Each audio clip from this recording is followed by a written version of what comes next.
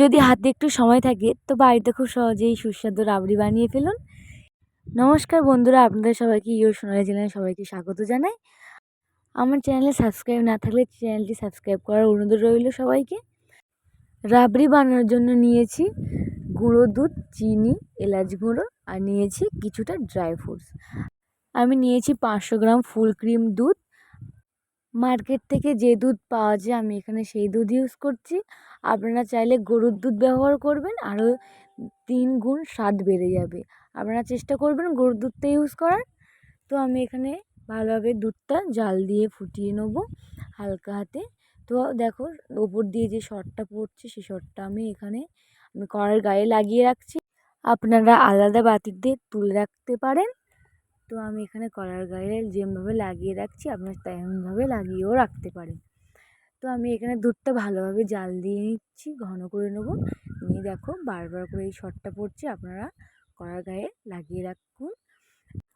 আমি আপনাদেরকে আগের ভিডিওতে দেখাবো কেমনভাবে গরমের দিনে দই বসাতে হয়। তো ভিডিওটা সবাই দেখবেন, আপনাদেরকে অনুরোধ করছি।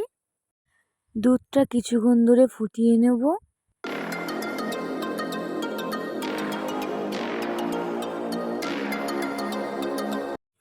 দুধটা দেখো এখানে অনেকটা ঘন হয়ে এসেছে। দেখো ফুটছে, ফুটে ফুটে অনেকটা ঘন হয়ে এসেছে। দেখো দুধটা ফুটে প্রায় 4 ভাগের 1 ভাগ হয়ে এসেছে। আমি এখানে গ্যাসের ফ্লেমটা আস্তে করে দিয়ে নেব। দিয়ে দেবো আমি চিনি। আমি আর একবার ভালোভাবে দুধটা মেল্ট করে নিচ্ছি। এবারে দিয়ে নিচ্ছি চিনি। চিনিটা গুঁড়ো করেও নিতে পারেন, আমি এখানে গোটা গোটা চিনি রেখে দিয়েছি। আপনারা চিনিটা পারলে একটু গুঁড়ো করে পেস্ট করেও নিতে পারেন। তো আমি দিয়ে দিচ্ছি চিনি দেওয়া হয়ে গেলে আমি দিয়ে দেবো শুকনো ওই গুঁড়ো দুধটা। দিয়ে নিয়ে ভালোভাবে আরেকবার মেল্ট করে নেবো দুধের মধ্যে। দেখো দুধটা কি সুন্দর কালার এসছে, পুরো ঘন হয়ে গিয়ে যে হলুদ টাইপের একটা কালার চলে এসেছে। ওপর থেকে দিয়ে দিচ্ছি ড্রাই ফ্রুট আর দিচ্ছি এলাচ গুঁড়ো। দিয়ে নিয়ে আমি ভালোভাবে দুধটা আরেকবার ফুটিয়ে নেবো। একদম যখন দুধটা পুরো ফুটে যাবে তখন কড়াইতে যে সরগুলো জমিয়ে রেখেছিলাম সেই সরগুলো দিয়ে নেবো।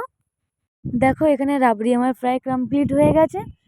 দেখো রাবড়িটা থেকে কত সুন্দর কালার এসছে। রাবড়িটা অনেকটা ঘন করে নিয়েছি। আপনারা যখন রাবড়িটা করবেন, আপনারা যদি বেশি রাবড়ি পরিমাণটা করতে চান তো আপনারা দুধটা একটু বেশি বাড়িয়ে দেবেন। তো আমি রাবড়িটা সার্ভ করছি।